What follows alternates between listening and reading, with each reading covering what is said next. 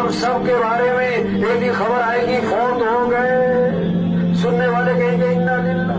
जनाजा कब है? रश पड़ेगा जनाजे में, दफनाने में चंद लोग, और दफनाने के आधे घंटे बाद कब्र पे कोई भी ना हो। कितना ही मशहूर आदमी हो, मर दफनाने के आधे घंटे बाद कोई भी नहीं। वो गए सगी माँ को दफना के, वो गए सरदार साहब को दफना के, वो गए एमपीए साहब को दफना के। आज अपने पर मट्टी नहीं पड़ने देते, फिर मनो मट्टी तले दबा दिए जाते, और मट्टी डालने वाले को अपने और सवाब समझकर डालते। आज जमीन पर चल रहे, फिर जमीन में दफन हो जाएंगे।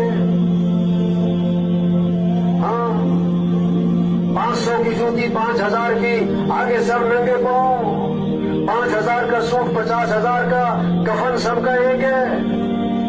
2 मरले का मकान, 4 कनाल का